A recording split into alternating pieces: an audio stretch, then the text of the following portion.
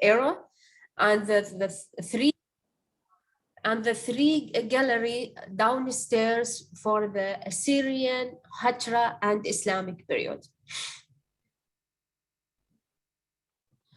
So now I'm going to just to show you the difference between the museums in the past and during the destruction. I guess that most of you had been shown the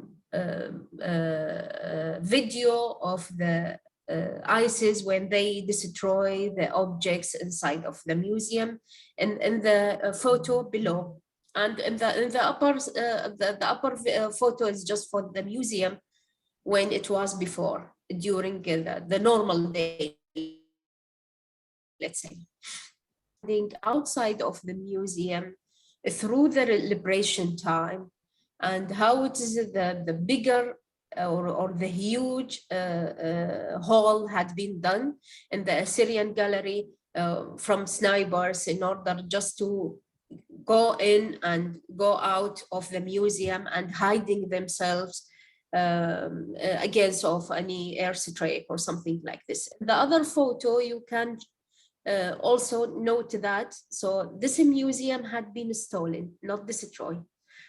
So all the objects in the museum had been gone, so without rubble. So if you compare the rubble on the earth with a huge number of the objects who had been displayed during that time, it's nothing actually.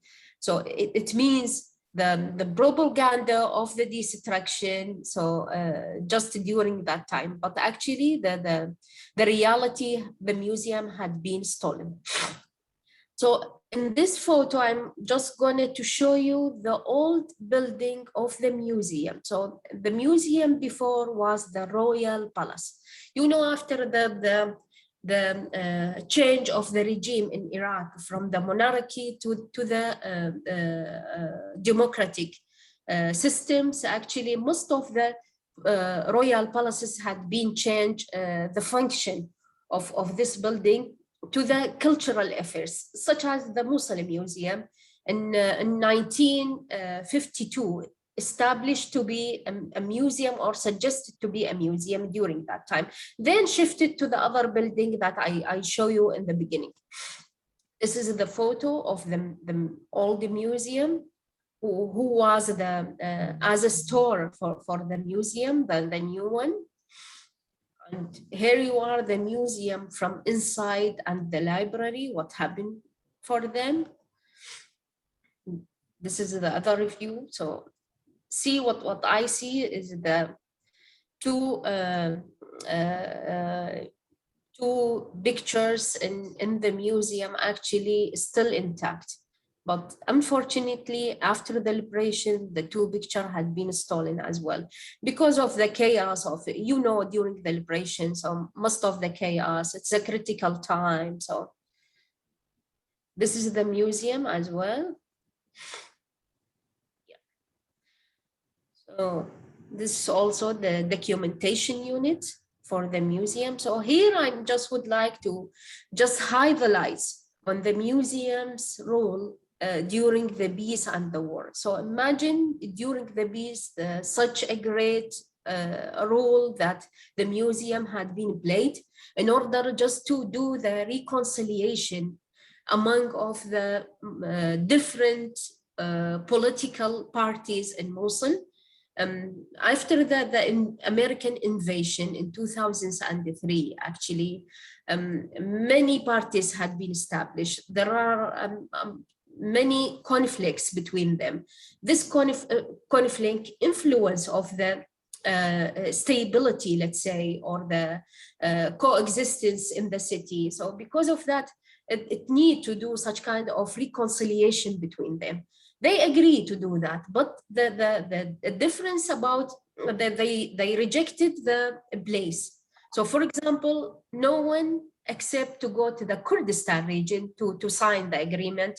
And also the Kurdish people refused to come to Mosul to sign the agreement. But after that, when we suggest the museum for everybody, they agree and they sit down and sign the agreement between them in order just to keep the coexistence and to keep the peace in the city after the war. Here, and I just would like to show you some of objects from museum had been recovered after the liberation in the East Side. So I'm going to talk about the Natural Museum later. So the Natural Museum during the ISIS period became as an auction house for the antiquities. So all the antiquities who had been stolen from different museums, different archaeological sites, from the illicit trafficking, let's say, they collected them together in this natural museum, and the natural museum became an auction house for them. This some of object had been recovered as well in the city. So in this document, I just would like to show you the two documents had been issued by the ISIS groups, terrorist groups, in order just to give the authority to do illegal digging inside of some archaeological sites. And the other part, they also give the order to destroy the wing bell, or call it lamaso, in the museum. They give the order for the fighters to go to the museum and destroy this object. Here we are just shift to the other kind of museum, call it Nergal Museum. Nergal is the gate, one of the 15 gates of Nineveh side, the last Assyrian empire, actually. So the Nergal Gate during the last century changed to be a museum for the antiquities who had been covered from the excavation expedition, Iraqi or foreign, whatever, and to put it in this museum. I just would like to show you. So here in the north, up north, this is the Nergal Gate, who became the Nergal Museum later.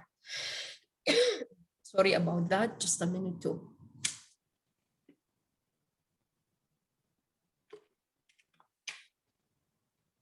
Yeah. Here you are some objects was in the Nergal Gate during that time. You can show most of the objects coming from Assyrian period or from the excavation expedition. This site. Now I would like to show you the Nergal Gate after the demolition, when the ISIS group just erased the Nergal Gate and the museum. And to be honest with you, we don't have any information about the object inside of the Nergal Gate. We just show the video when they smash the face of the wing bell during that time. So now after that, we're going to just to have a look on the Folklore Museum. Folklore Museum, it is inside of the Mosul University, belong of the High Education Ministry. Actually, this museum was such a great research center instead of the museum. So most of the people complete the MA, the PhD degree in this center. So imagine how this museum played the role to help the students who would like to complete the postgraduate. And now how this museum had been stolen and destroyed during ISIS time. Now I'm going to talk about the Natural History Museum, which had been an auction house for the illicit trafficking during ISIS. So now you can see how the rule of the museum had been changed from time to time, sometime for the reconciliation, sometime for to help the student in education, sometime to be an auction house. So here I can show you some object had been discovered by the security forces inside. Yeah, also there are some photo.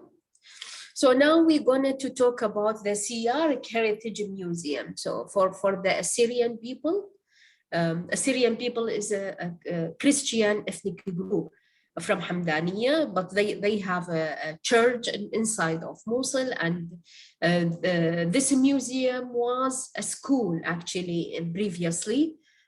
But after that, because of most of the Christian people displaced out of Mosul city, they enforced to close the school and change the function of the building to be a museum. They displaced in the museum the most popular agriculture settlement from different ethnic group or religious group, let's say, from Mosul, Hamdaniya, from everywhere. And also this museum had been stolen during ISIS time. So now, so let me just show you how it's empty. The museum and all the object had been stolen actually, unfortunately. So in this museum, most of my thesis, MA thesis, had been written in this museum, actually such a great library. This is another rule of the museum. I can show you also. And thanks for your concern. For any question.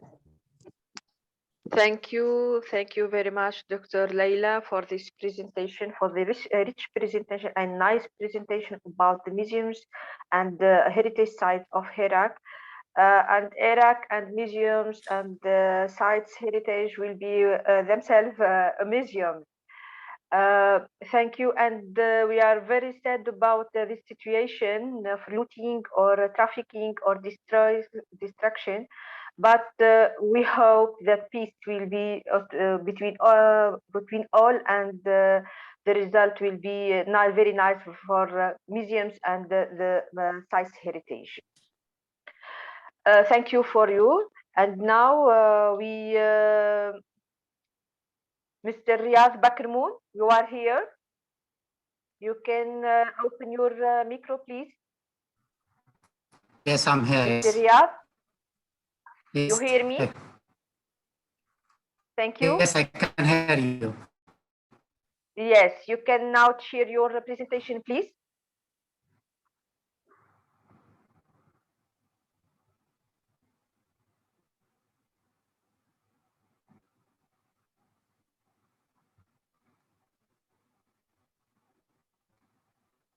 The bottom green chair, and Yes, we can hear me?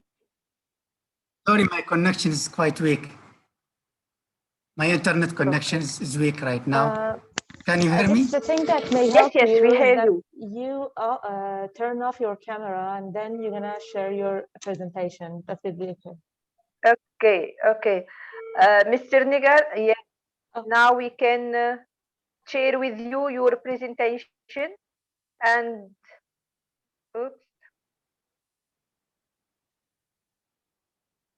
Mr. Riyad, we can share your presentation and speak. Thank you, Dr. Leah. Thank you to everyone. I'm glad here today to talk to you, my colleagues from different countries. 1 minute. My presentation.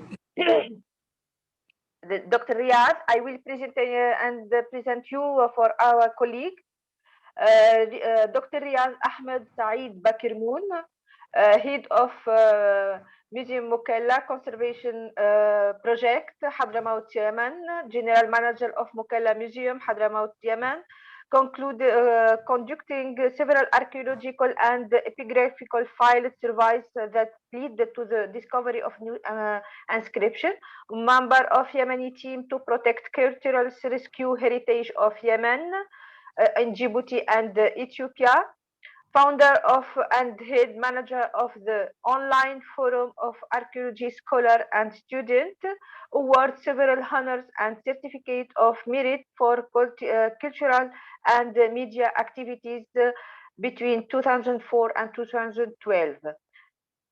Dr. Riyad, you can speak now. You can begin. Dr. Riyad?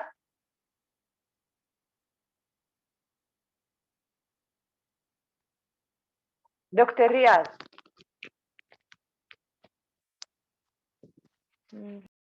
Yemen, toujours. The problem of internet for the Yemen. Dr. Riyad, you are here? I guess he lost his connection. Yes, I think. We can, if Dr. Wissam is here, we can begin with her. Dr. Wissam? Hello, Dr. Lamia. Yes, I'm here. So You can begin with us now. yeah, I'm ready, attending but, Riyadh. you know, You are ready? You are ready now? Yes, I'm ready. You are ready? Yes, I am. Okay. Yes, you share your presentation, and meanwhile I will introduce you. Okay? Yeah, great. Okay, Dr. Wissam Mohammed is PhD fellow at Aarhus University in Denmark and also curator at the Egyptian Ministry of Antiquities. She has been working for different museums in Egypt for over a decade and also for international museums and projects such as the British Museums and the European Union. In addition, she was the winner of the prestigious Nancy Hanks Award for Professional Excellence by the American Alliance of Museums in 2019. And you are here with us, Dr. Wissam, and you can begin your presentation, and thank you. Yeah, thank you, Dr. Lamia. And I'm really happy to be with you today. And thanks to my dear friend, Dr. Muhammad Akhtar, for the kind invitation. So I know that many of our Egyptian colleagues will speak about the Egyptian museums and collections. So I chose to discuss with you something about the colonial-based interpretation in our museums.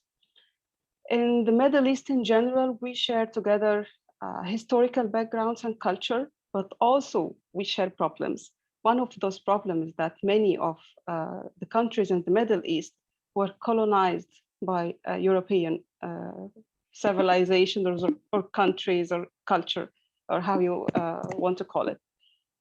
So Egypt, for example, was colonized by the UK, the French, so many countries actually, but archaeology and Egyptology in Egypt was also colonized by those countries.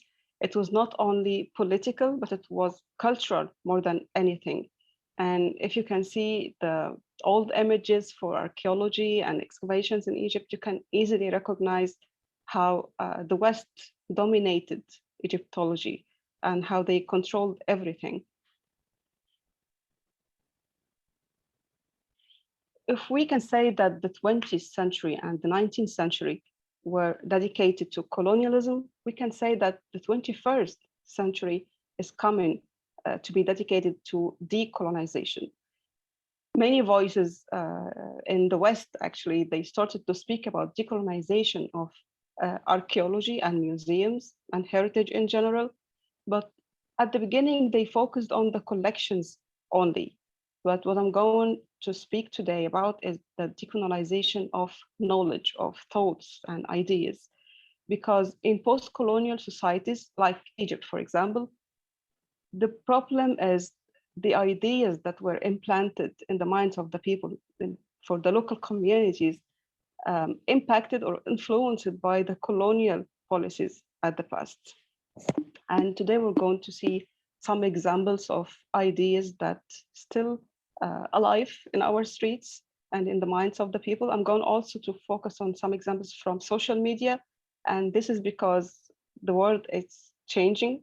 At the beginning, researchers like us, we were not allowed to use social media in our research, but currently many universities are using social media, and some researchers has dedicated some articles as guidelines on how to use social media. For this reason, I included some examples of social media today. I will start with this example about the Rosetta Stone or Hajar Rashid. One of the things that had been in a discussion recently, actually during the last month, I think, one of the Egyptologists, he's foreign, he's not Egyptian, he posted something about the Rosetta Stone, which is at the British Museum currently, and he said, why should we call it the Rosetta Stone? Should we start calling it Rashid Stone? For those who are not speaking Arabic, the city of Rashid, it was a city where this stone was found. But the English name of the city is Rosetta Stone. For this reason, this stone is very famous by this name, Rosetta Stone. So the discussion was, should we call it Rashid Stone, the Arabic name of the city, or Rosetta Stone, the Western name of the city? And what's important for me was the comments that thousands of people, mostly foreigners, started to comment on this, and they started even to decide what we should call the stone.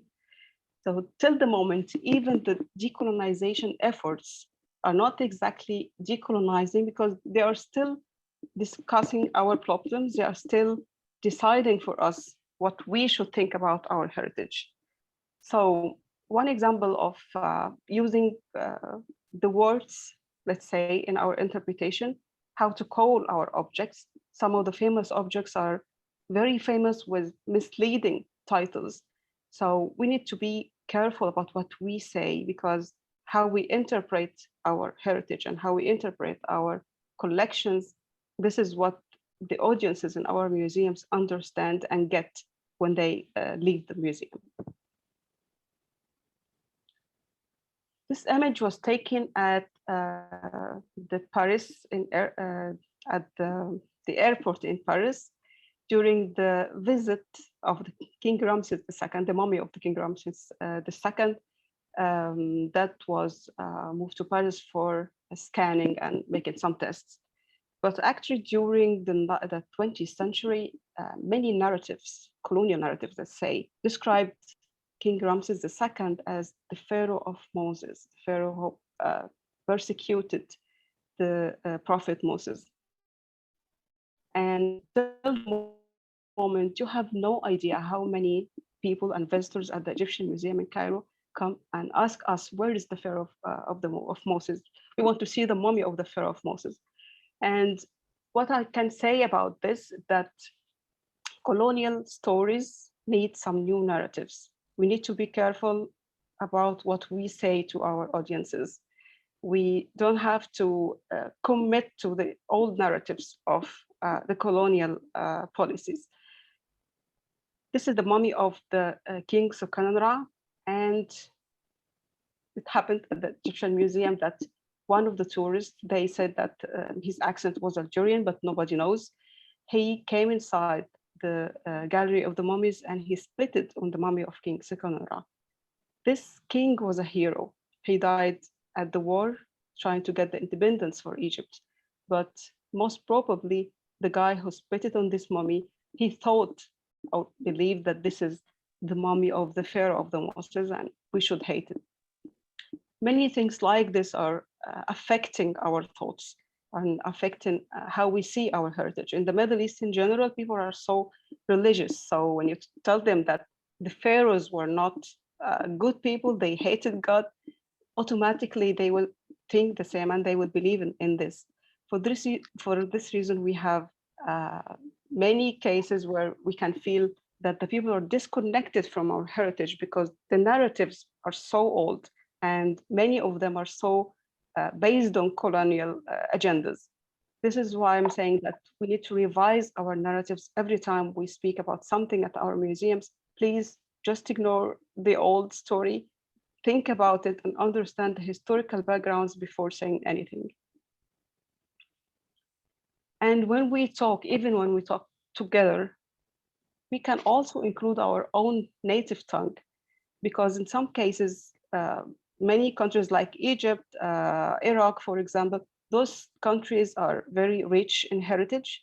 And when you have political stability, then you can think about tourism more than anything.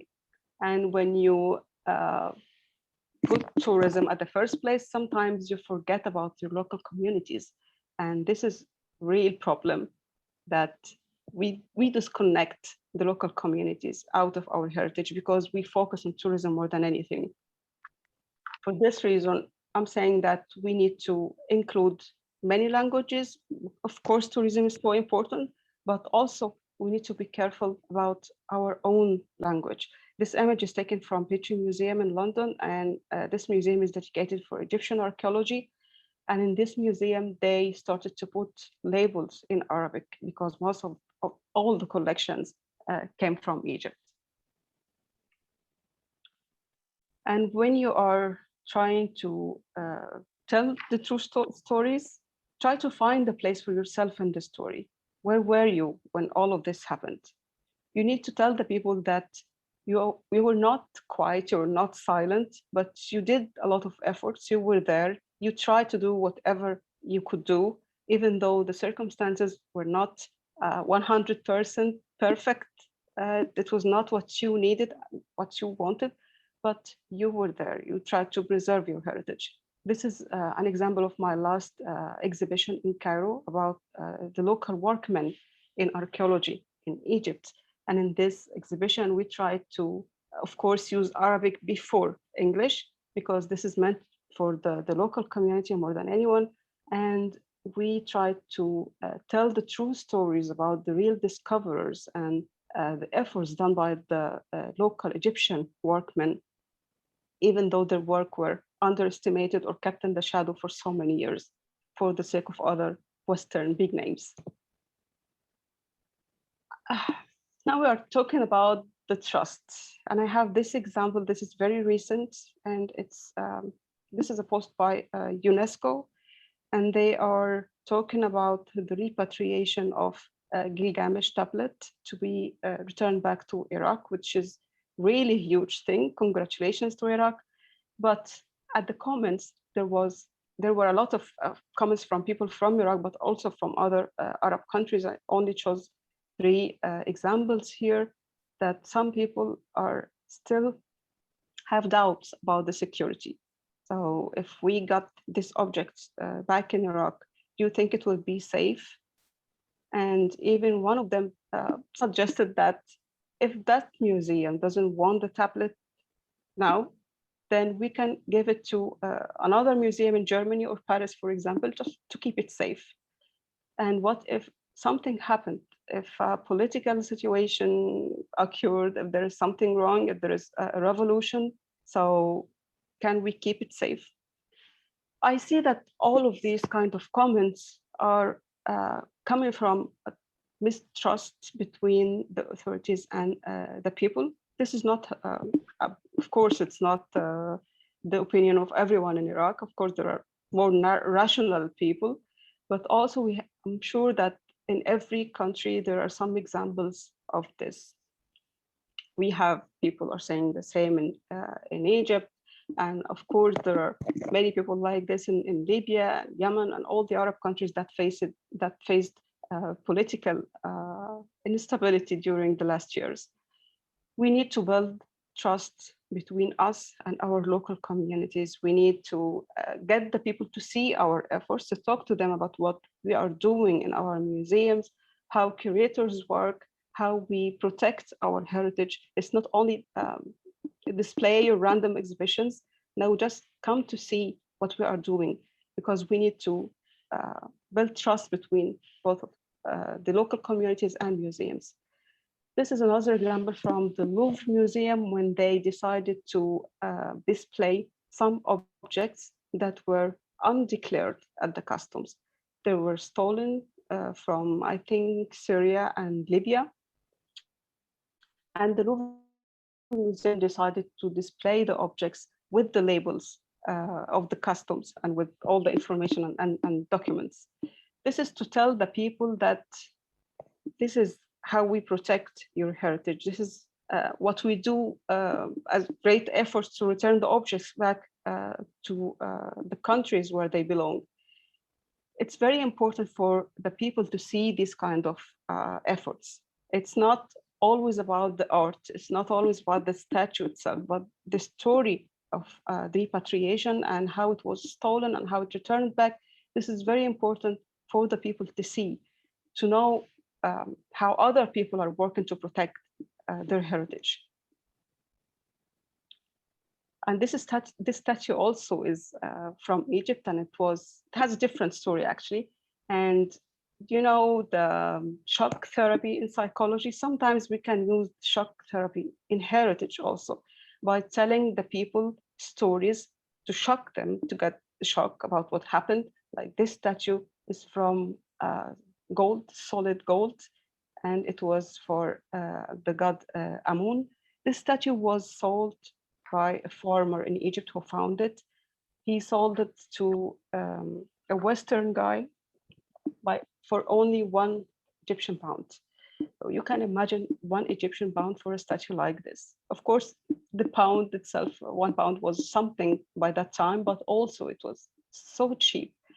Nowadays, when you tell someone about this statue and how it was sold by £1, people start to get a shock how other people didn't preserve or protect their heritage. They sold their heritage for only £1. And even though if this statue was sold today, for example, for £1 million, then after 100 years, like the case of this statue, the grandchildren of this guy will ask the same questions. How did our grandfather sold this statue? How he sold his heritage by this amount of money, for example. It's also important to speak about ownership. In most of our countries, in the Middle East and in Egypt also, archaeology and antiquities are public ownership. They are owned by the people. The museums are only places to keep and preserve and manage the collections, but the keepers of the collections are the people of Egypt. And it's very important to tell the people that you are the owners of the collection. You need to visit the museum to see your collections. You need to learn and enjoy also and entertain. It's yours and you have the right to learn and enjoy and visit the museum to see them. Now we're going to speak about ethics. This is the case from Leeds Museum, the project Mommy Speaks. And this museum, just before COVID, they had a project to recreate the vocal system of one of the mummies. And they created a copy of the vocal system and they could reproduce the voice of the mummy. While many of my colleagues in the Middle East were interested in knowing how they could do this and how they could reproduce the vocal system, many other colleagues in Europe and in the USA were concerned by the ethics. It's funny, yes, to have the voice of the mummy back, but is it ethical kind of research? Is it ethical for archaeology and for heritage? How we treat human remains is very important. And also they were asking about the benefits. What's the benefits of this kind of research if we're going to ignore the ethical qualities? Does it deserve? More about ethics. This image was taken from a photo session in Egypt just last month. And it was for some old friends from international communities who gathered in Egypt, especially in Luxor, I think, and they were dressed in old fashion, and they took some images and photos. Those images were so popular on social media, and many people liked the images, and they said that they are feeling nostalgia. But in my opinion, or maybe I'm exaggerating, but I can say that it's nostalgia for colonialism, maybe. I'm not sure. I just don't want my ideas to be biased by something, by anti-colonialism, for example. But I was thinking maybe if I was there, I would actually take a photo with them. But then I noticed that every Egyptian on these images were dressed in costume of servants. Maybe it's amazing that they allowed them or him to sit down with the lady, but I don't want to be exaggerating, but sometimes we need to pay attention to ethics more than anything. Maybe it was funny, but is it ethical to have this kind of nostalgia for colonialism, and how we see and value our heritage. My last example here is from Bristol Museum and Art Gallery in the UK. And this happened, I think, in 3-4 years. We have 2 years without a lot of work because of COVID. So in Bristol Museum and Art Gallery, there was a group of children, school children, visiting the museum, and the museum had a gallery for the animals, stuffed animals. But when the children went to the gallery, they didn't like the exhibition, and they told the museum that you are not telling the true story. Those animals were not dangerous. Those animals are victims. And this is because the museum displayed a group of tigers that were hunted by King George V from Nepal. So the children could recognize that this is not the true story. You are not telling the truth. And they started to conduct a research. And at the end, they sent a report to the museum and told them that, please tell the true story, because this is not the truth. The animals here are the victims, even though some of them are big and strong, but they were victims. They were hunted. They were killed just to be stuffed and put in a museum. And here the museum listened to the audience, even though they were children. And the museum decided to build an exhibition, and they called it Extinction Voices, just to explain the point of view of the children. And they used this kind of black clothes to cover the animals as a symbol of sadness. To sum up the examples that we talked about, I'm going to recommend, if you can, of course, but if we want to decolonize ideas, if we want to decolonize our culture and cultural heritage, we need to read our collections very well. We need to understand the historical and cultural backgrounds before starting to interpret something, before writing anything about the museum. We need to understand our collection and understand what happened to those collections. We need to pay attention more and more to ethics. If we have a code of ethics, that would be great to follow. We need to use our language more than anything. We need to have conferences in our museums and seminars in our native languages, because we need the people, the local communities to understand this. It's not only from archaeologists to an archaeologist. We need to rewrite and rethink about all the stories and all the narratives. We need to tell the true story and don't commit to the colonial-based stories. We need to build trust with our local communities through programs, through exhibitions, through maybe visits behind the work, behind the scene, and to tell them what we are doing. And of course, we need to improve ownership and the sense of identity, because this is the first way that the people protect our museums. We had problems in Egypt and in Libya, Iraq, Syria, Yemen during conflicts, but if we have built good relationship with the community, they would be the first people to defend and protect our heritage. Thank you.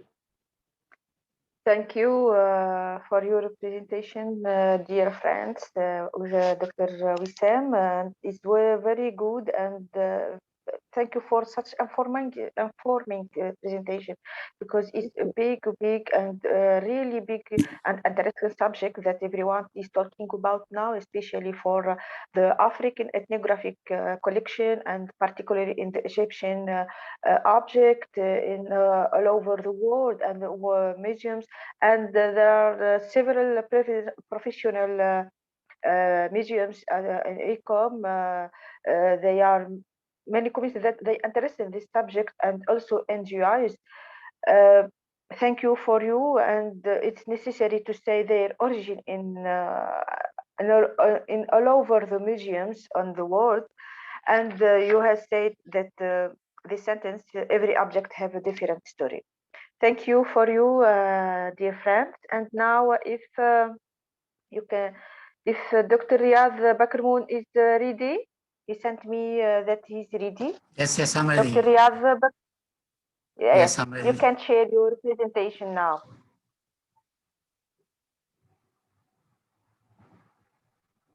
Okay, thank you. Thank you, Dr. Lema. Yes, thank you. Yes. Yeah, I'm talking today about the Museum of Yemen and the ongoing conflict. And we take Mukalla Museum as a case study.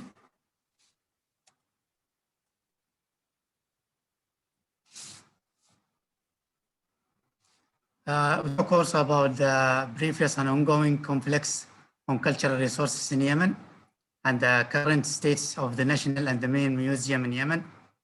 And finally, we'll talk about Mukalla Museum as a case study. Due to the conflict and political instability has been stormed the region, Yemen since 2011 has damaged several museums, such as the Mar Museum in 2016, which was entirely damaged by the Colossian airstrike.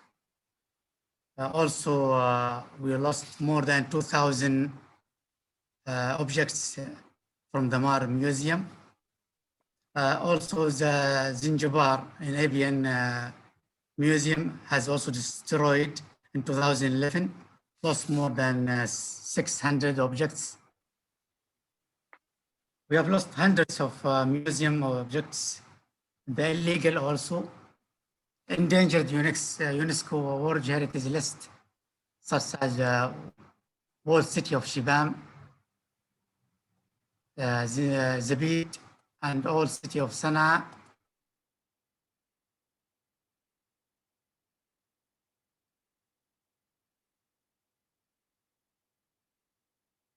Yes, doctor. Yes, Dr. Riyad. Oh. Today is the big problem of internet. Also, Mrs.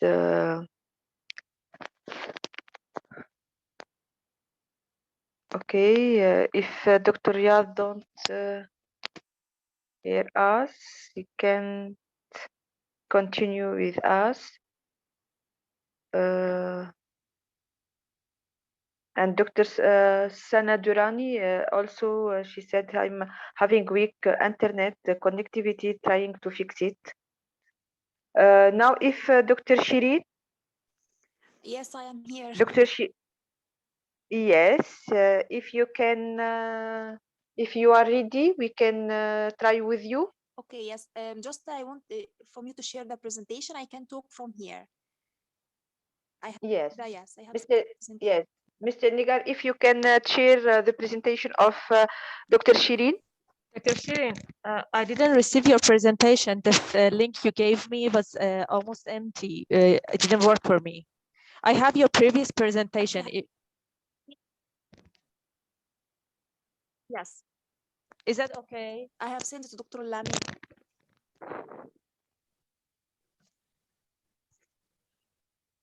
Dr. Shireen, you can share it with us your presentation. Actually, I can talk, but from my device, I cannot share it from my device. So you have a new device? Yes, Mr. Nigar, it's okay. They share with us your presentation and you speak. Okay. Okay. Yes. Okay. We. Well, just I will give a brief introduction. Are you sharing? Yes. Actually, hello everyone. Welcome to today's session.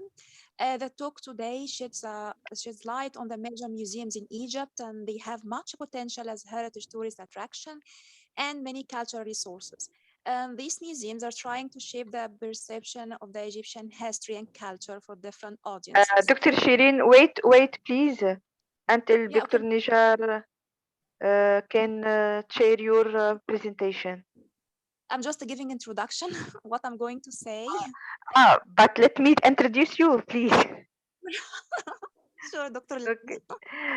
Yes, Dr. Shireen Amin, Director of Children's Museum, of the Egyptian Museum, supervisor of the museum education department in the main museums, and responsible for the university's file in the Cultural Development Department, Minister Office, Egyptian Ministry of Tourism and Antiquities. PhD in Heritage and Museums Studies Doctoral Program, Halwan University, Cairo 2021.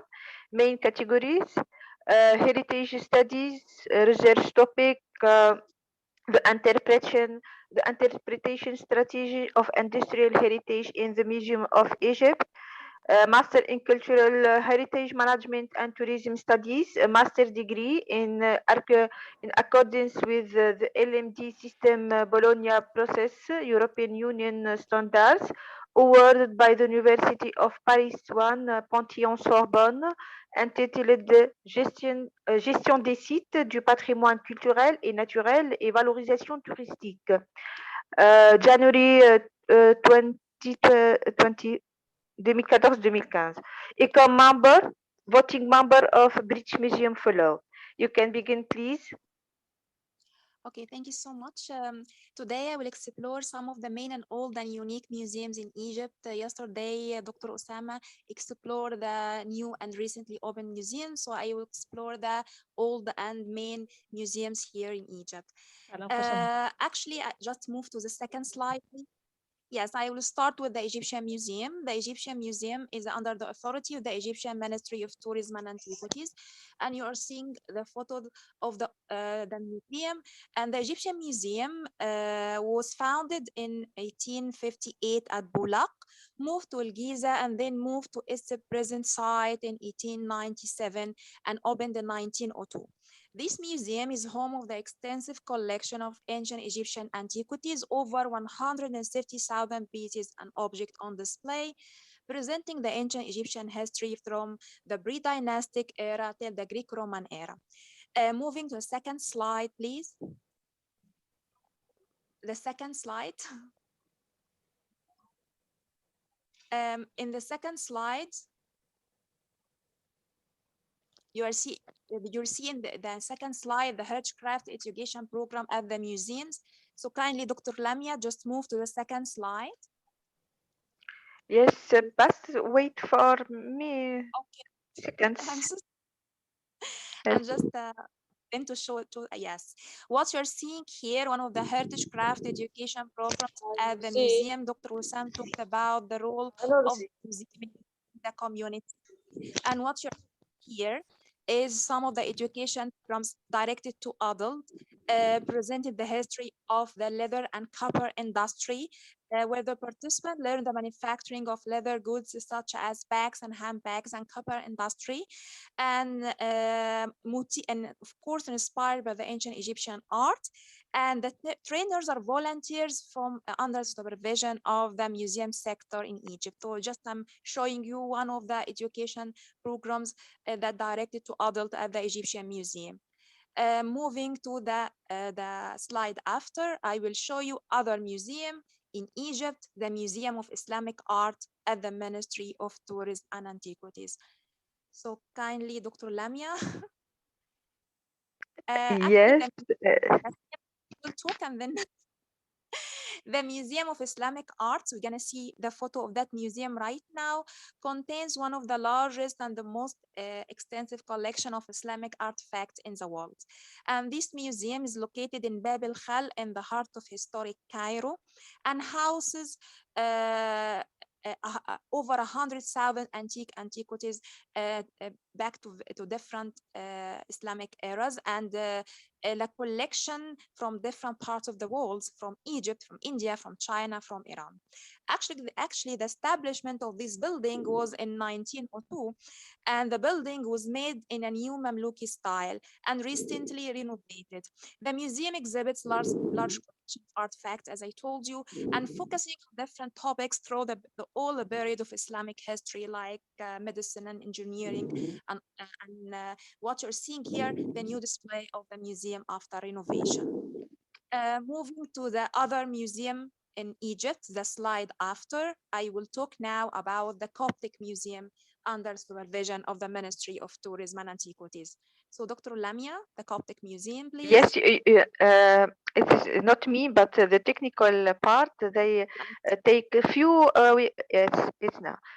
You can speak because we have difference time between Cairo and Pakistan here. You understand me? Yes. Okay.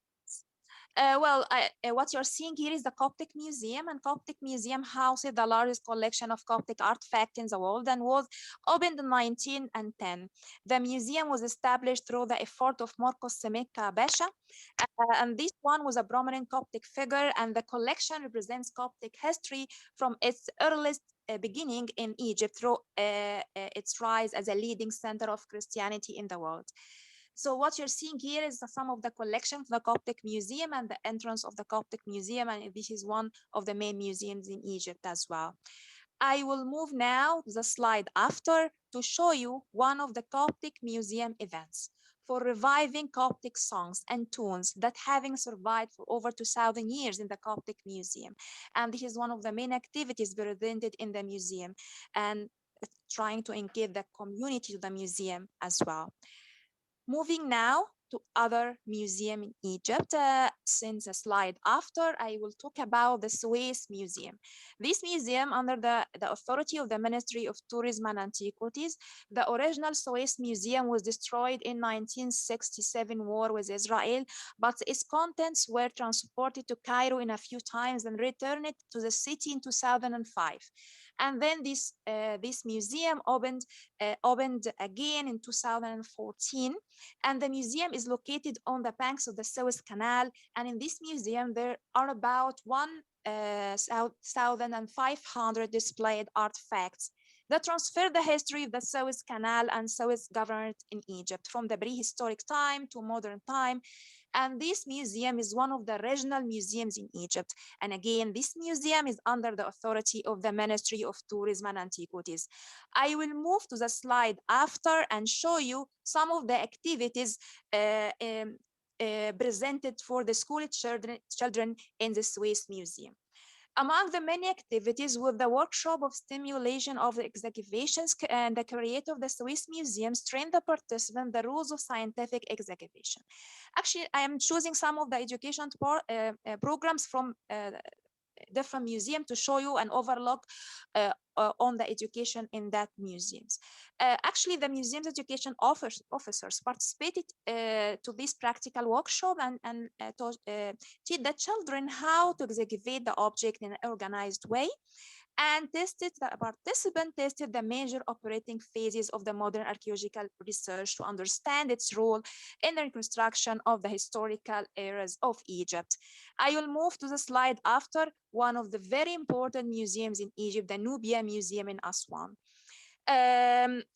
Again, this museum established as a part of the UNESCO international campaign in cooperation with the Egyptian Ministry of Tourism and Antiquities, and opened to the public in November 1997, and has won the widespread praise for the quality of its design and collection.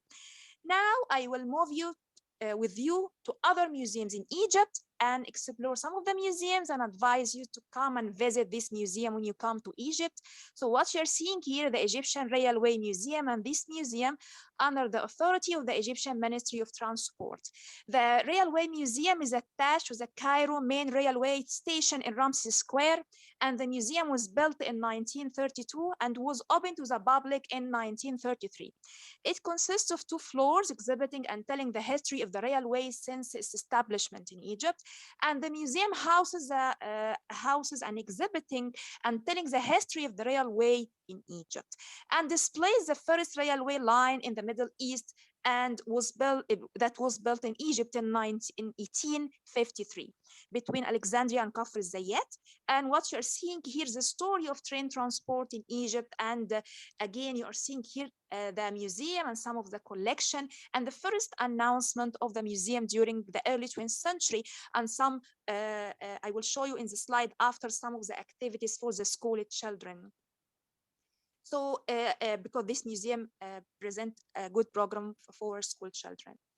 Well, I will move to the slide after to show you one of the education programs presented to school children age 7 to 11 in cooperation with the campus of the French University in Egypt to engage them with the museum's collection. Workshop participants were invited to create several playful activities, and activities were designed to raise awareness of valuable collection available at the Egyptian Railway Museum. Moving now to the slide after, I will show you other museum, the Egyptian Agriculture Museum. And this museum, under the authority of the Agriculture and the Ministry of Agriculture and Land Reclamation in Egypt. And this museum was opened in a palace of Princess Fatima Ismail, daughter of Khedive Ismail in Do'i. And work began in the Egyptian Agriculture Museums in 1930. When the Egyptian government decided in November 1927 to document the history of agriculture in Egypt. And the museum was initially named the Fuad Forest Agriculture Museum, and the Egyptian Agriculture Museum was officially opened in 1938 by King Farouk and consists of several sub-museums: the Museum of Scientific Collection, the Plant Wealth Museum, the Syrian Lobby Museum, the Museum of Ancient Agriculture, and the Cotton Museum. And what you're seeing here, some of the photos from the Cotton Museum, and representing the heritage, the industrial heritage in Egypt, where the cotton manufactured devices. So we are seeing here the Cotton Museum display historical machines, show the manufacture of cotton fabric. Moving to the slide after and show you other museum, the Irrigation Museum. The Irrigation Museum under the authority of the Ministry of Water Resources and Irrigation. The Irrigation Museum was built after the establishment of Al-Qanatir al-Khairiyya and the ancient modern irrigation structure across the Nile founded by Muhammad Ali Pasha. The museum during the time was one gallery that displayed simple examples of irrigation project. After the construction of the new irrigation structure built on the Nile in Egypt, a new irrigation museum was established and was called the Revolution Museum. And so we have two names for that museum. The Revolution Museum or Irrigation Museum was opened in 1957 and displays models of different irrigation systems and tools that expressed the Egyptian civilizations and in that era, and tell the history of the irrigation system in Egypt through the ages. So what you are seeing here again in the museum and some of the activities presented for school and visitors to that museum. Moving to the slide after, I will show you a nice museum, the Cinema Palace Museum, and this museum under the authority of the Egyptian Ministry of Culture. Actually, the Minister of Culture inaugurated that museum in 2019, and the Cinema Palace Museum at Garden City displays all the cameras used during the late 18th and 19th centuries in Egypt in media and movie production. And the museum houses many rare movies holding old cameras used for filming and editing for most famous Egyptian films. And the collection documents the history of Egyptian movies, as you can see here. And the director of the Cinema Palace Museum is the artist Tamer Abdelmenem. The museum is a part of the Movie Palace under the authority of the Egyptian Ministry of Culture.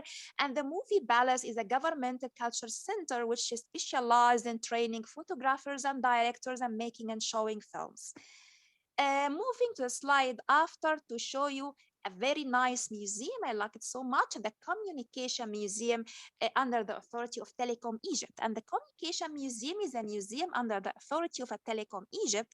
It was opened in 2010, and the display of the museums aims at preserving the heritage and the history of telecommunication system in Egypt since 1882, housing many devices and types of equipment, witness to different technological progress in Egypt. So what you're seeing here, the old phones used in Egypt, the old radar and old devices, and here the archival photo and the nice display in that museum.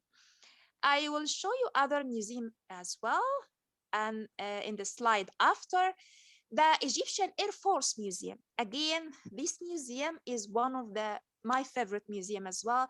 And this museum is under the authority of the Egyptian Ministry of Defense. The museum presents a panorama of the history of the Egyptian Air Force, and the historical hall of the museums include a wall depiction of the corridor of aircraft and many different models of aircraft. shedding the light on history of the aircraft industry in Egypt.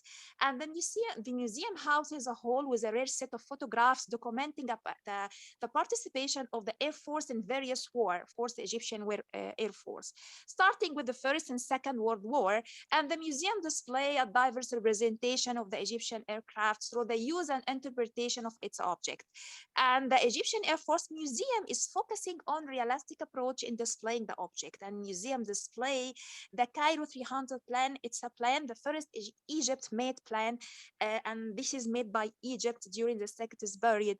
And we have three versions of that plan, one here in the Air Force Museum, and the second in one of the German museum, and the third version in our military factory in Egypt. And it's a very important museum that reflecting the aircraft in Egypt and the history of Egyptian war. You see here the display, and you see here the Cairo 300 plan and the entrance of the museum. Moving to a slide after, I will take you to other museum, the Egyptian Postal Museum, and this museum under the authority of the Egyptian National Postal Authority. Actually, the Egyptian Postal Museum is a museum under the authority of the Egyptian National Postal Authority. This museum is located in Al-Ataba Square in Cairo.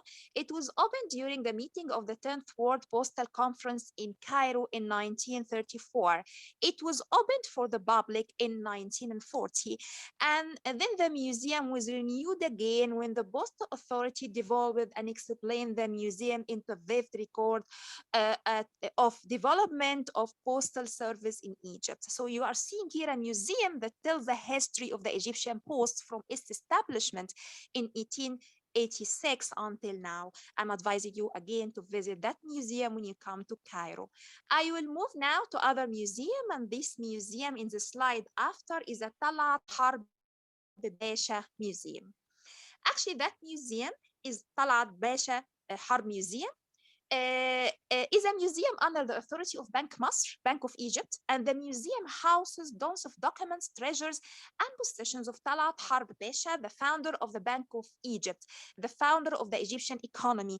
The museum displays the first storage medium solid disk used in the first bank in the Middle East.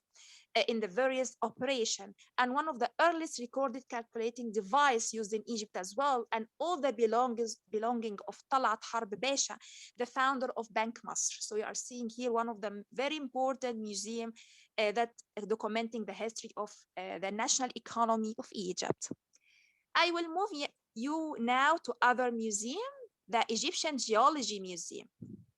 The Egyptian Geology Museum is a museum in Cairo and was established in 1904 as a part of the Egyptian Geological Survey, which had been started in 1896 under direction of the Khedive Ismail. The museum was the first of its kind in the Middle East and Africa, and the museum also includes examples of the natural history of Egypt and how its geology and minerals helped it make Egypt a world power.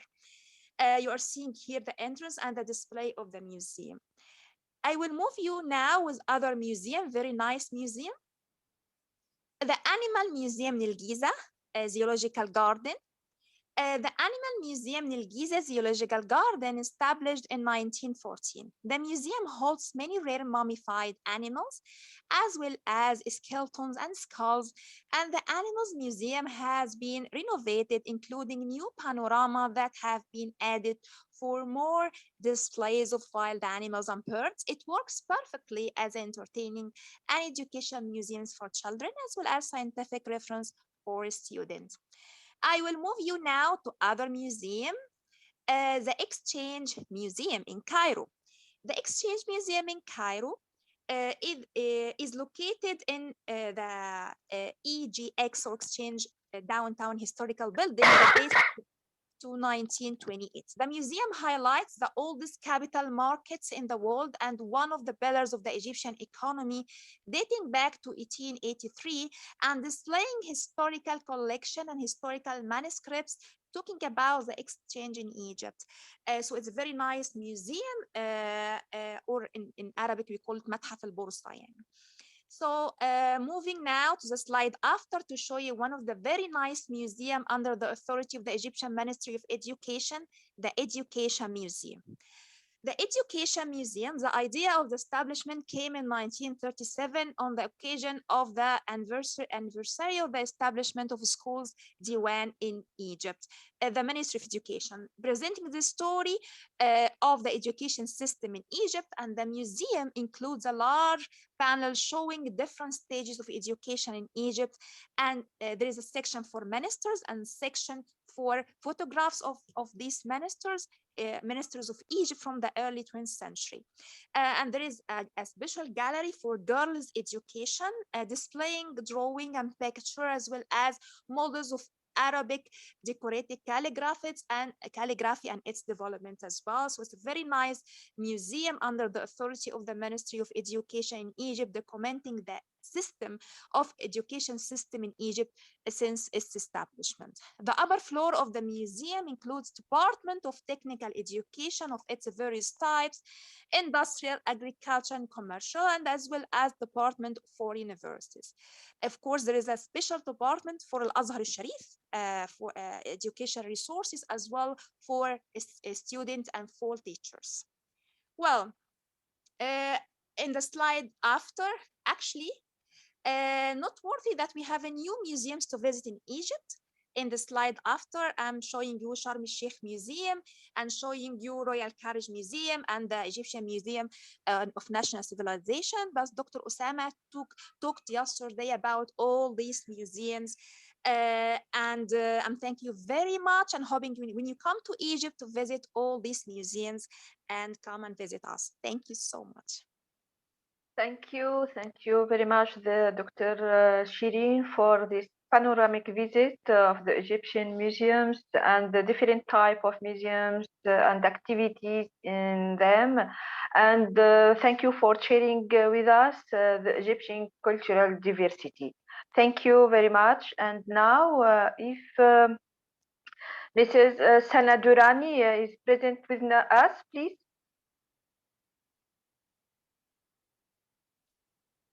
Mrs. Sana, you are with us? You hear us or not? Yes, I'm here. So shall I start? Okay. You can share us with your PowerPoint, and meanwhile I introduce you. Okay, all right. Okay, Mrs. Sana Durrani is a visual artist and art conservator restorer based in Lahore, Pakistan. Degree in art and design from Beacon House National University, Lahore, along with her master in fine arts painting from Punjab University, Lahore, Pakistan. She has exhibited her work in different galleries, both nationally and internationally. You can begin, Mrs. and good luck. Thank you so much, Ms. Limia, for this introduction. And thank you so much, Mr. Akhtar Javed, for giving me this opportunity to share my experience with you all.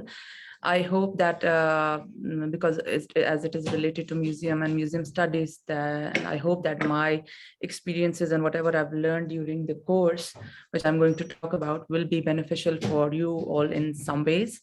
Let me add to this that last year I was selected by ICROM for their international course on rethinking disaster risk management for cultural heritage sectors. In this course, I selected Alhambra Art Museum as a case study and also to implement the project because this museum lacks maintenance, and because of this, and our region is very prone to heavy rain, the building and the collection faces further risks of damages in case of any disaster situations because it possesses over 350 collection of paintings and artworks displayed and stored in this museum. So that's why this was chosen as a case study for this project. And this was also the reason that I realized the necessity of implementing such a disaster risk management plan for museums, which I'm going to share with you all. This project ended with a webinar which was hosted by the support of ICRIM for College and Alhambra Art Museum on promoting disaster risk management for saving cultural heritage and first aid to cultural heritage, in which most influential people and experts shared their thoughts and opinions on how to implement such a plan in museums or cultural heritage sectors, and which was beneficial also for, because it led us to a followed up workshop. I was able to manage and conduct a workshop within the museum premises on handling cultural heritage in disaster situation, which was basically focused on training local museum staff for handling any emergency situations. Excuse me, 1 second, please.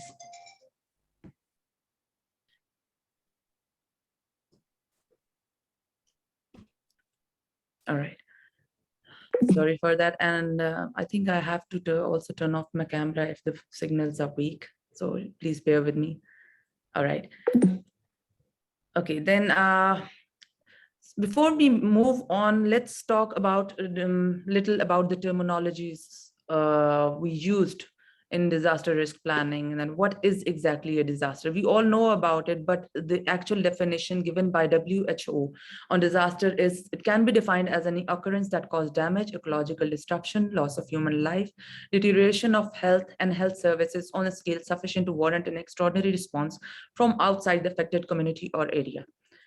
Now, there is also misconception of a term disaster. Most of us use the term natural disaster. Even I myself was very much using it and using it very often until and unless I came to know during the course that there are no natural disasters. Disasters are not natural, and they are always the result of they are always the direct or indirect result of hazards.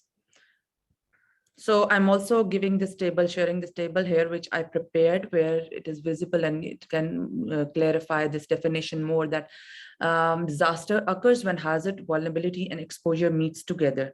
And the impact is called disaster. And if it is untreated, there is further threat of loss of lives, deterioration, and ultimate destruction of our cultural heritage, cultural assets. Now, hazards are defined as dangers that can cause loss or damage to human life, activities, and property. Hazards can be natural and man-made, anthropogenic, or socio-natural in origin. I'm also sharing a few examples of natural hazards. As you can see, the image on my left side is a hazard or landslide, which was triggered due to heavy rains on 4th July 2021. And there is another image of an earthquake, history's worst and deadliest earthquake, which struck Pakistan in October 2005. And the image on my right is of the effect of monsoon rains, which resulted in floods and affected approximately 1/5 of Pakistan's total land area.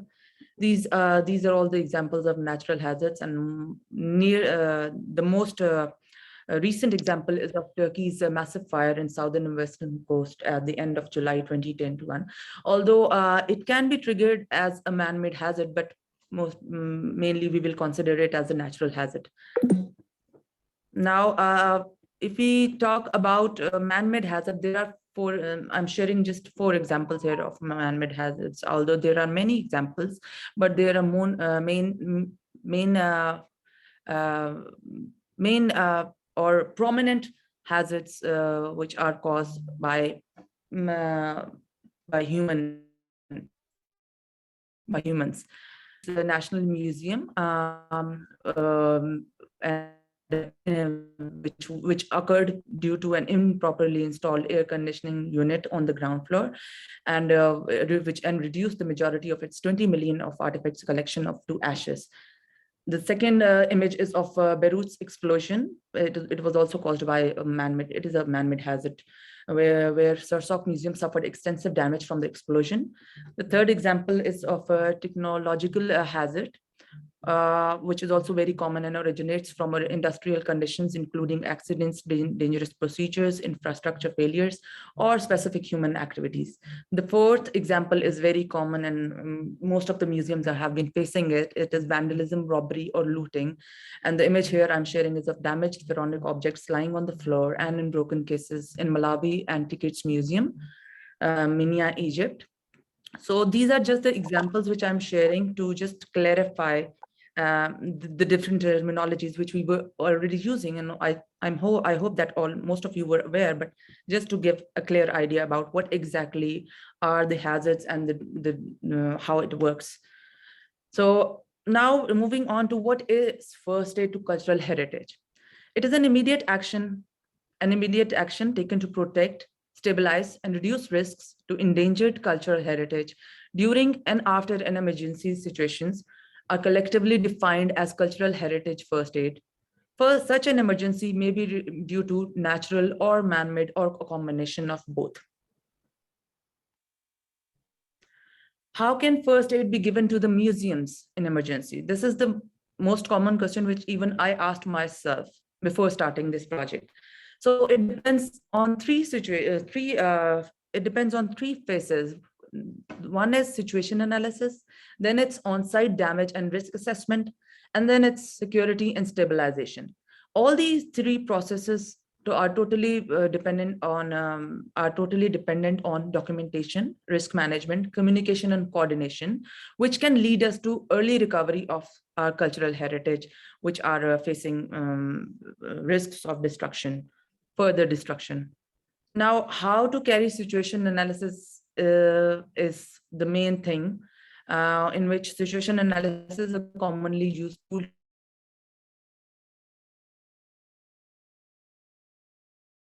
to usually recovery phase to identify long-term humanitarian needs.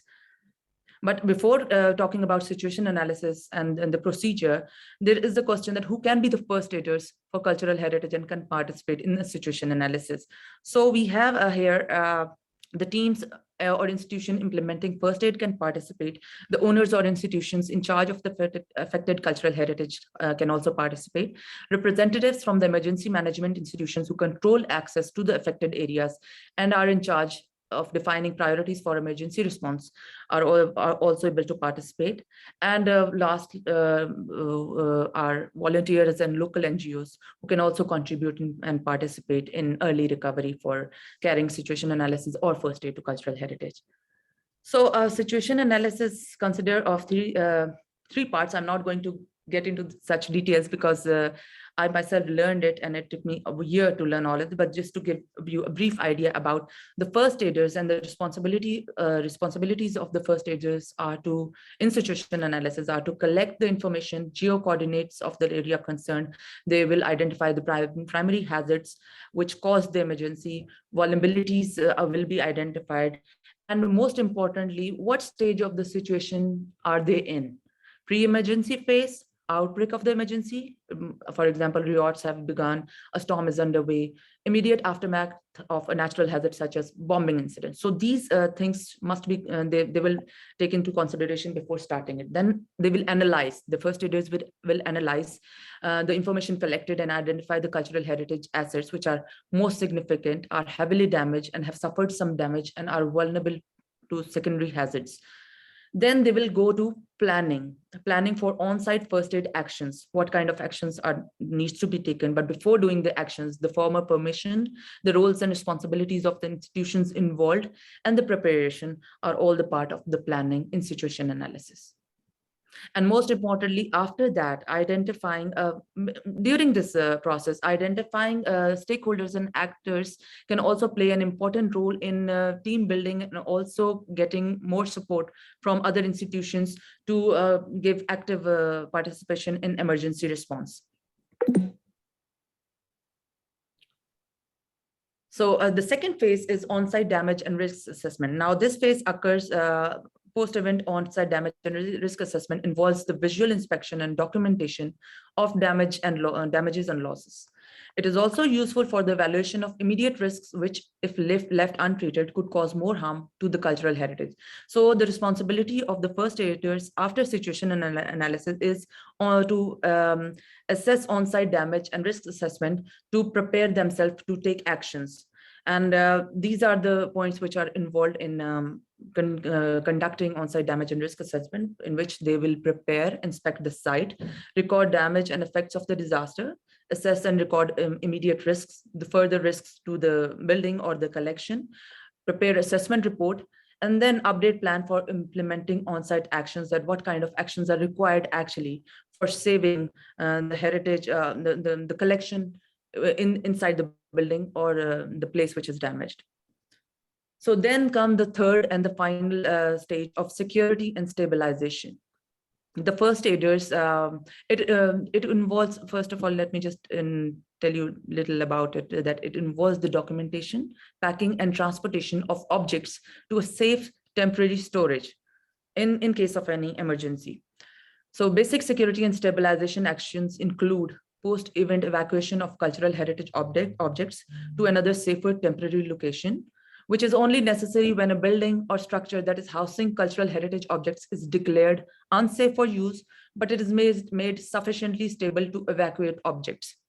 The second is salvage of damaged cultural heritage collections, building fragments and decoration. This action also includes sorting stabilization through surface cleaning or drying objects. For example, if the site is damaged and there are still the pieces of the object or art objects lying there, so the process of salvage is to collect all those such pieces and to give emergency action which are temporary in nature and are intended to provide adequate support to damaged objects until it is possible for full conservation treatments to take place.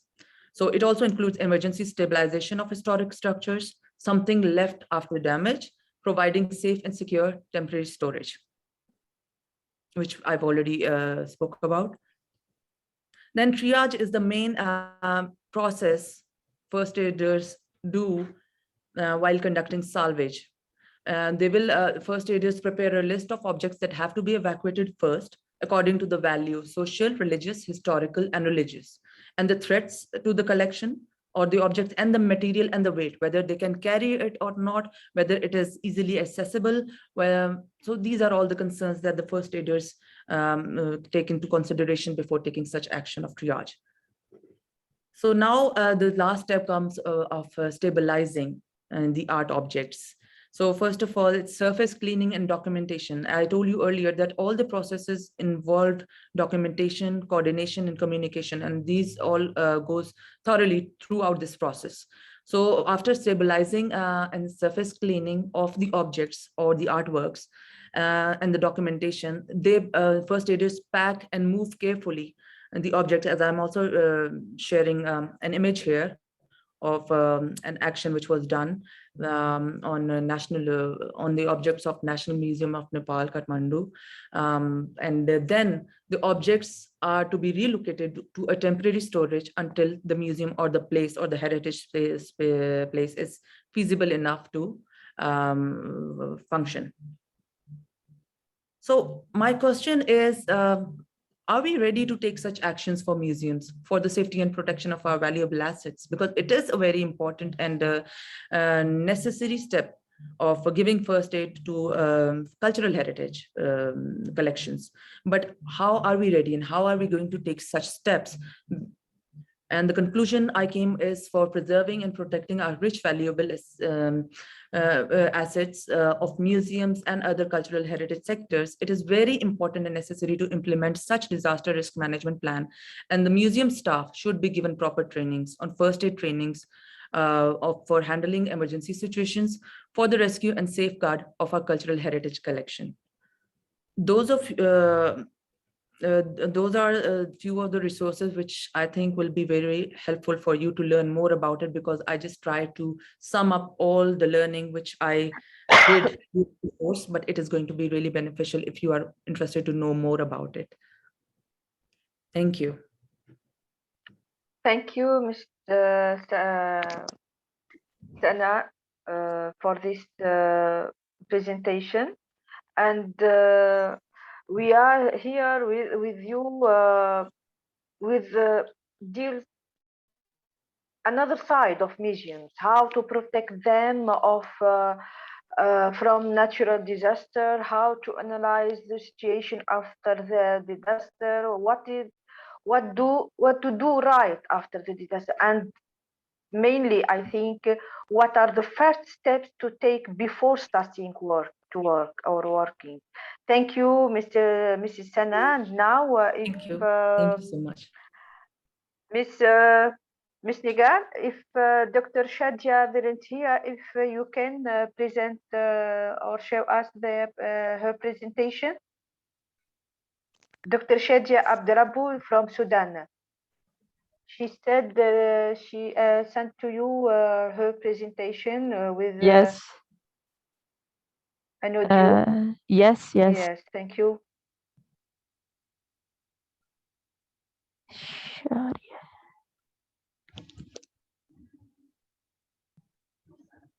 Yes. I can introduce her. Dr. Shadia Abdurabbu is a senior curator at the Sudan National Corporation for Antiquities and Museums. She was awarded her PhD in archaeology. Currently, she is working on the reorganization of the NCRM archaeological collection in order to make the material more easily accessible for visiting scholars. Dr. Abdurabbu has worked on a variety of international fieldwork and museum projects throughout Sudan. Thank you, and you can begin, Ms. Nija. Can you see the presentation? Yes, but the sound not yet.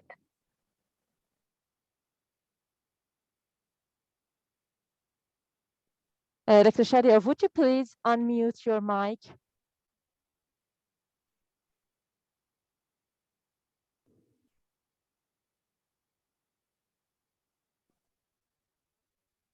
Actually, I haven't. Dr. Shadia not with us, but No. you haven't the sound of The presentation doesn't seem to have any sound, I guess so. yes, not with us.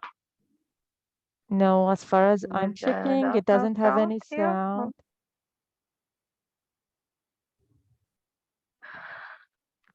Also, she sent me, I can, yes, there is no sound.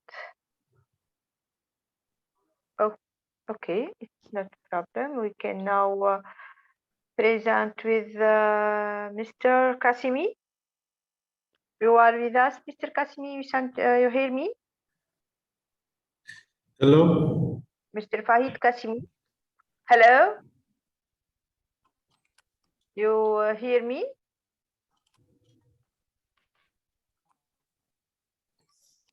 Hello, good afternoon. Yes, I introduce you and you preparing your presentation. Mr. Fahid Kasimi is an architect, cultural activist in urban areas, urban heritage and museums. He is the designer and manager of the Valizier Street Museum, the longest street in the Middle East. Yes, Mr. Fahid, you can begin now. Thank you. The Valias Museum, Valias Street Museum of the Valias Street Museum, the first museum in Iran about urban and khiyaban. Khiyaban, the meaning of street in a Persian language. Because I don't speak English very good, I ask Mrs. Kariman present my article. Mrs. Kariman, please. Yes, you are welcome, Mr. Kariman. Hello and good afternoon. Do you hear me? Yes, very good. I want to. You have a presentation? Yes. I want to share my. And now we see you. Yes, to see your presentation. Okay. Now you can begin. As Mr. Qasemi mentioned, we want to talk about a museum which mentioned to street. And the topic of this lecture is the street and its museum-like representation. During this article and lecture, we want to talk about and discuss about how a street can become a museum, and we want to introduce an approach that in this approach we can look to a street as a museum. In this way, we want to discuss and review some concepts. The first concept is that what is a street, and how we talk about a street, how we can explain about a street. It wants to review some kind of concept and our reception. It's a city's street look interesting. The city looks interesting if they look dull. The city looks dull. It means that when we want to review the meaning of a city, we must replace some, wait a second.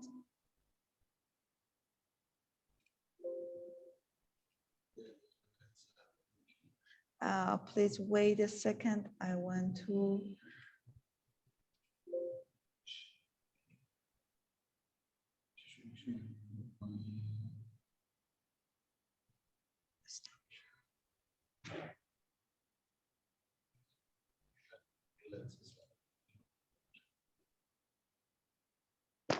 Your presentation is stopping. Ms. Yes, Karima. I want to replace my file. Okay.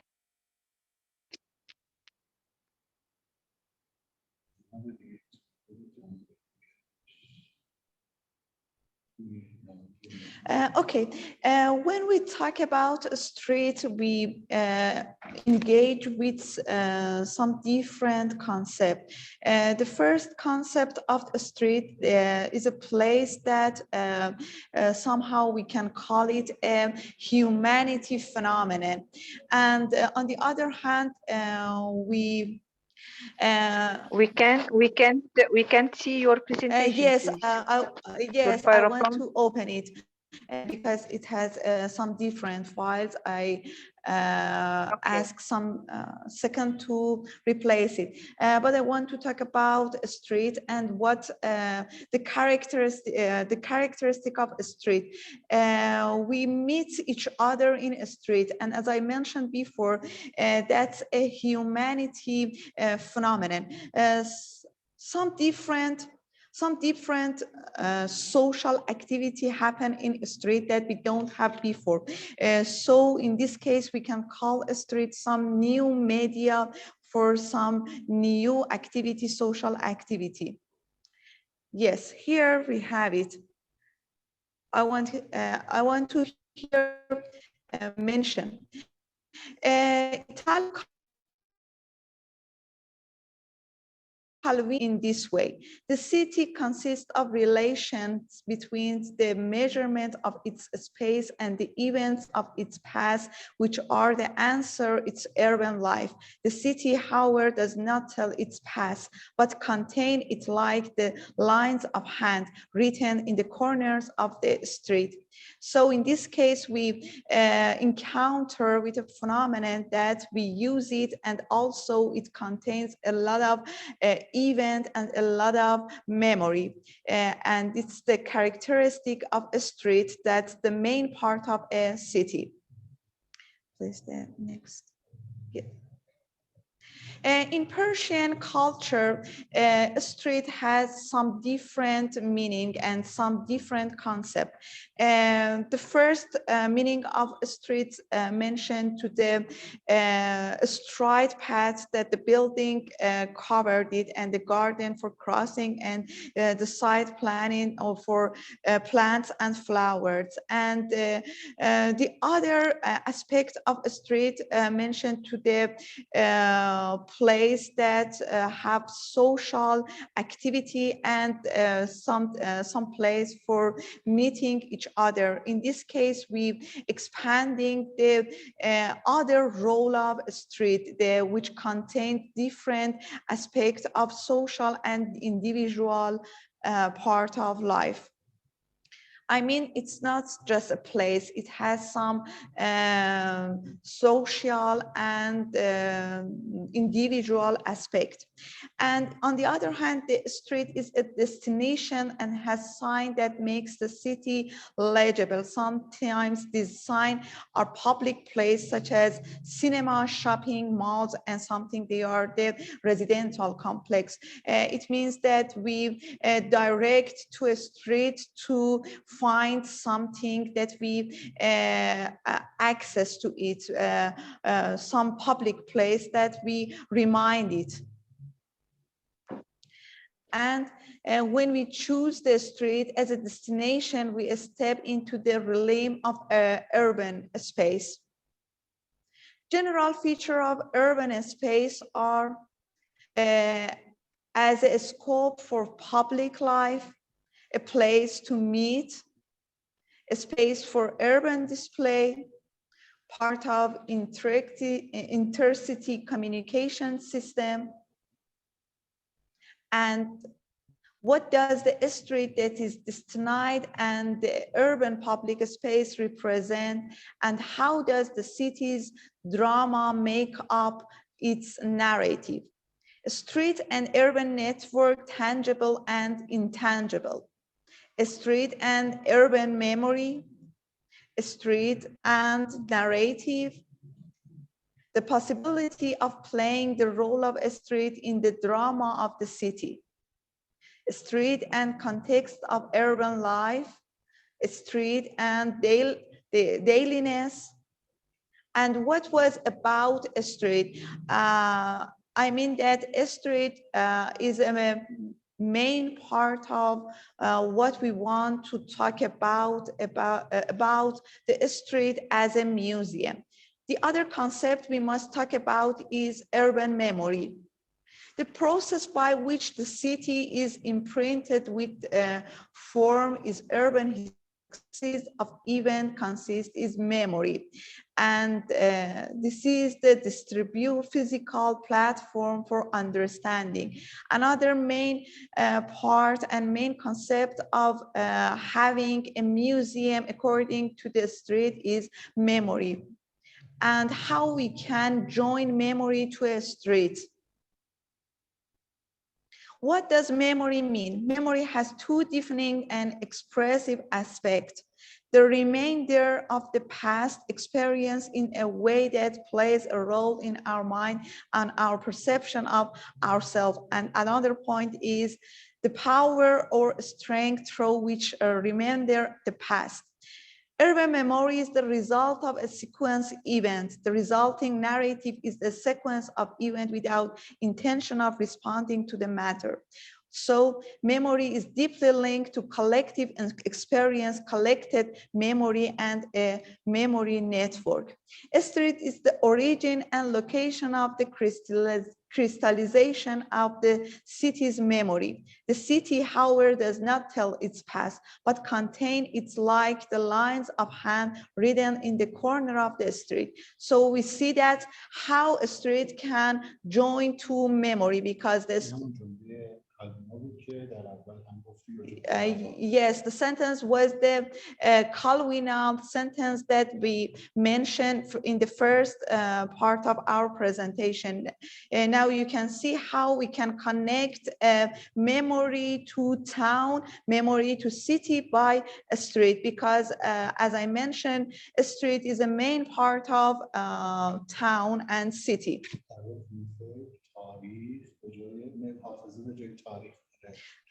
Yes, in this case, you see that memory play a role as a history in the city.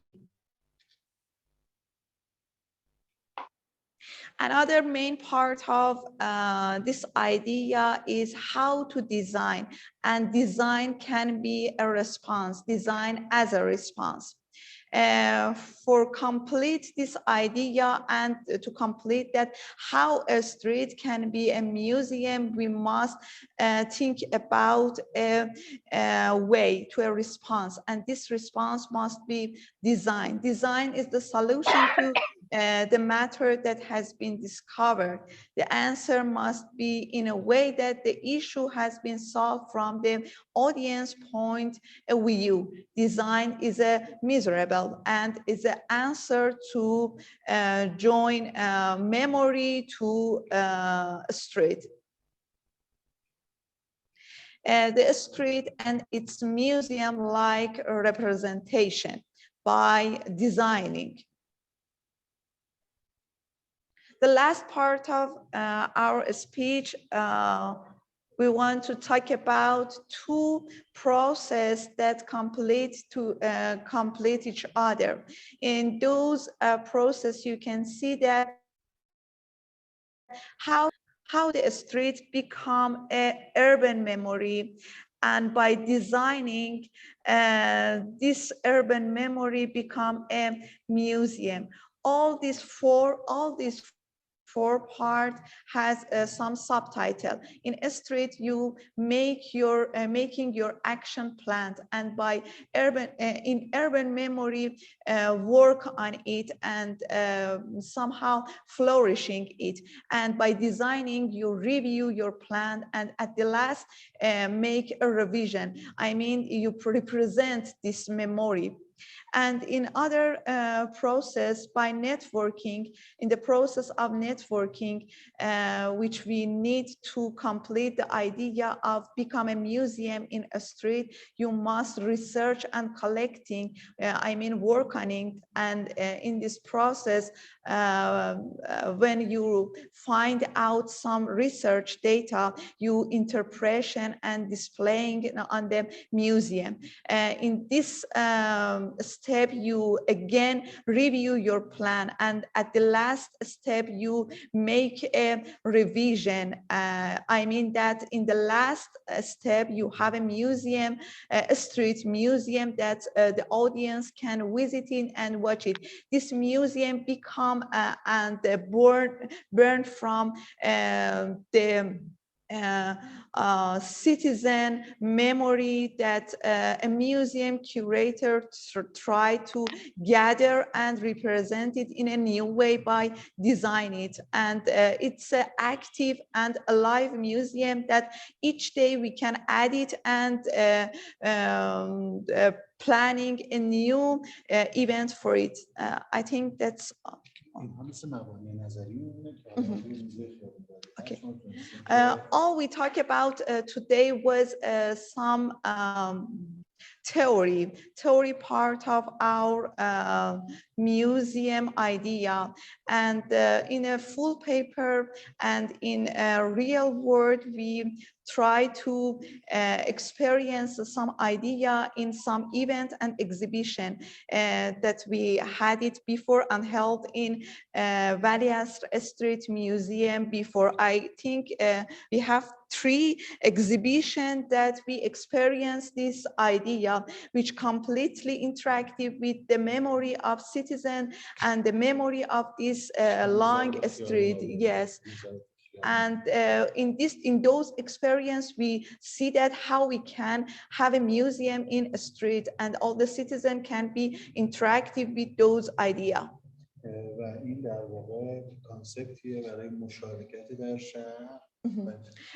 This is a concept that citizen can be cooperate with the city and have a sense that we can affect on those history that we call it memory. نقش دیگرگونه‌ای رو داشته باشن. موزه‌ها به کمک مدیریت شهری بیان برای حل مسائل شهر. By this idea, we want to mention that it's a time to a museum become abroad from the physical and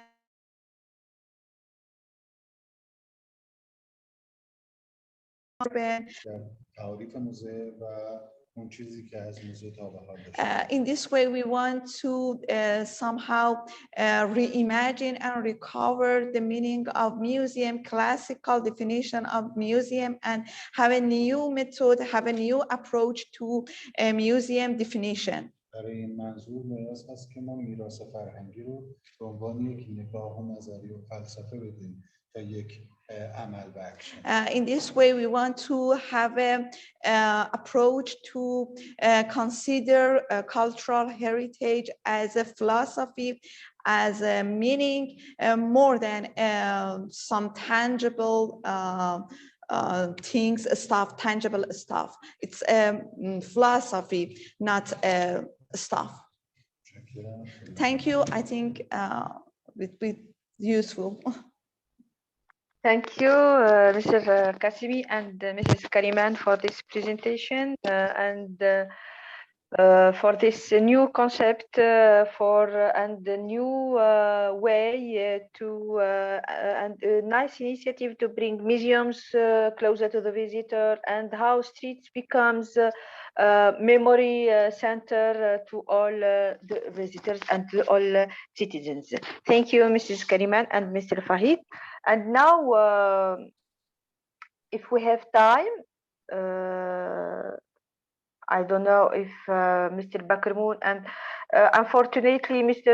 Riyadh Bakrmoon and Ms. Shadia Abdurabbu from Sudan and Riyadh from Yemen, they have a weak internet and they can't be with us, unfortunately.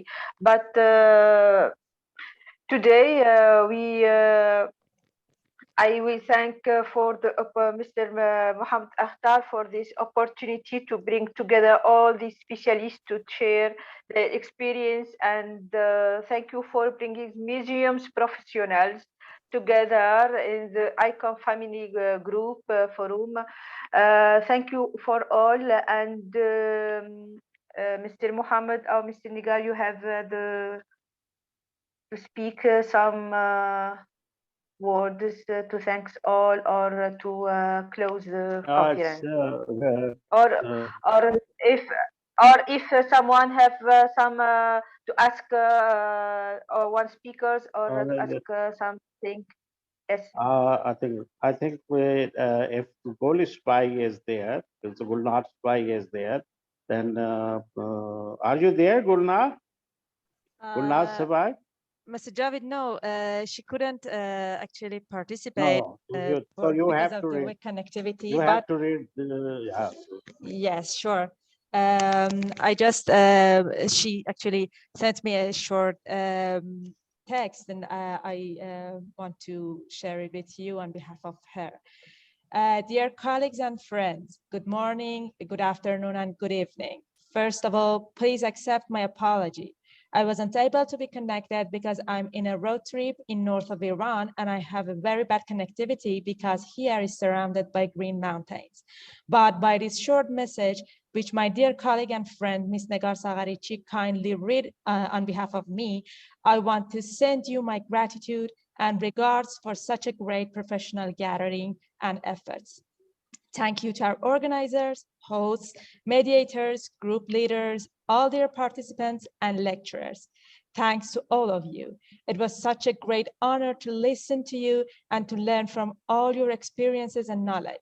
We all have great shared and common roots. Also, our professions and professionalism and our museums are fascinating field which connect us. So let's celebrate this, let's celebrate this occasion and hope for safer days to meet, which seems will arrive very soon. Hope to meet you all and to thank you in person in a very near future. Sincerely, Golnaz Golsabahi, Executive Member of Board of ICOM. Thank you.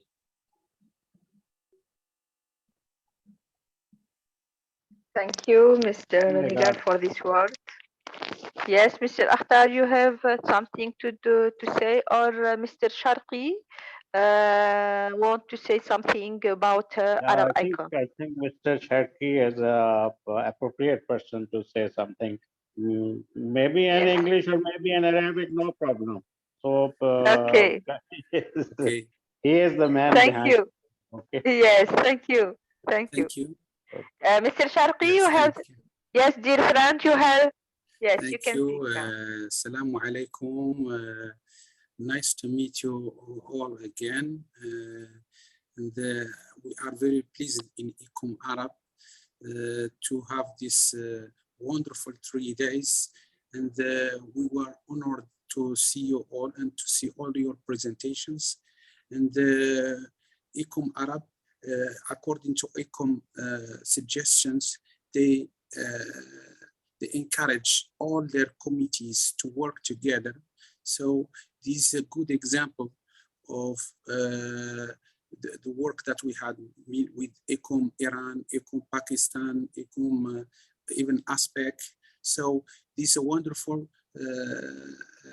project, and I hope that we can make a small report that we can send to ICOM Secretariat, and it will be in the annual report of ICOM, which will be distributed during ICOM Prague next August in 2022. And we will be very pleased to share with you all the information according to our members in ICOM Arab. Thank you again, and I was very, very pleased to hear all your presentation. Thank you. Thank you, Mr. Sharqi, for this salutation from ICOM Arab. And I see Mrs. Shivani Sharma, who raised her hand. Yes.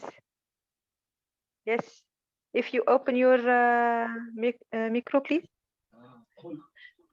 Yes. Thank you so much. Hi. Very beautiful session, very informative. I really love it. Thank you so much. Thank you. Thank you. Thank you. And thank you for all yours that you are with us these 3 days, and you listen us, you listen all the speakers, you listen all the presentation.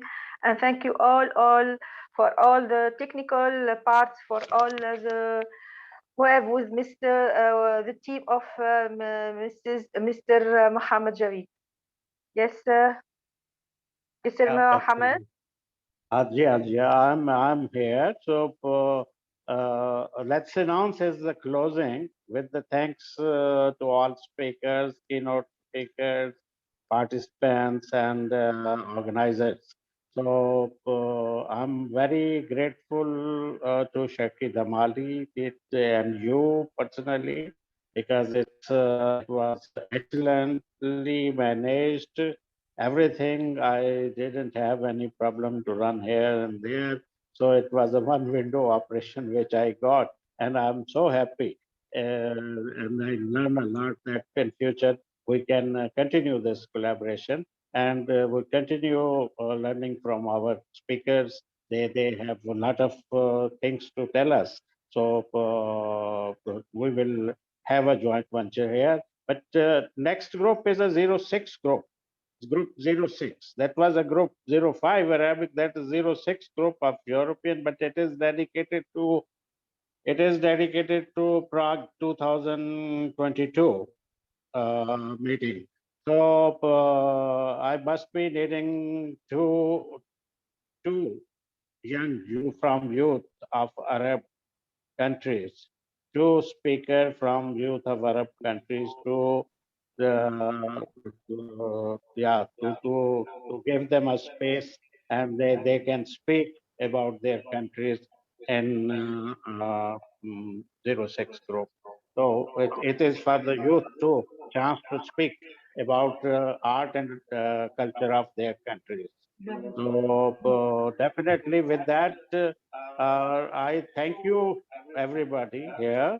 And if anything, someone wants to know about this international virtual conference, it is a virtual thing. It is virtual in air. We don't have any office. We have office in air. So we can help you virtually anywhere you want. Anywhere you want, whether it is Azerbaijan or whether it is ICOM Arab or whether it is Prague. So we can be there when you call us. We will be there and we will assist you in managing the conferences. Thank you very much indeed. Thank you, sir. Thank you so very much, sir. Thank you so much. Shukran. Thank you. See you. See you, inshallah, Dubai 2025. See you Yes, Dubai definitely. 2025. Dubai Yes. 2025. Yes. Thank you so much. See you. Thank you, Mr. Mohammed Akhtar, for this Thank you. Thank you. conference and for this all. You are grouping all the professional of museums to see and to discuss, to learn, to Yeah, it's beautiful, isn't friendly. it? You see, Yes. this Arab Yes. Arab must be happy on that. They have a chance to meet the other part of the world, the scientists from other part of the world. Yes. So Yes. virtually we are together here. So thank you anyway. It's thank you to Thank you. ICOM Arab. Thank you to ICOM Thank Arab. you. Bye bye. Bye bye. Thank you, Thank you, everyone, everyone. and have a nice day. Bye. And Thank you you. do have a nice day. Yeah. Nice day. Yes. Okay.